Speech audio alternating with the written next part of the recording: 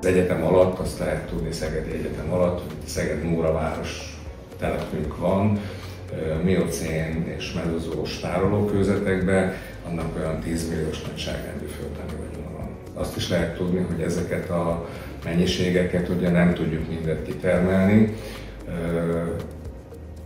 többféle ok miatt, azért, mert ugye az a tárolók nem teljesen homogének, és ha nem homogén egy adott tároló, akkor egy adott kúttal csak egy bizonyos térrészt tudunk betermelni.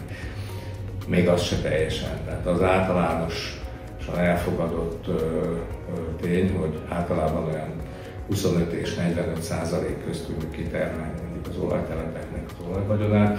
Nyilván aztán lehetnek harmadlagos és egyéb újabb és újabb eljárások, amivel még egy kicsit tudunk növelni ezen a számon, de az 50% az általában már egy olyan nagy szám, aminél többet, tehát a fele az nagyjából mindig ott marad a tároló.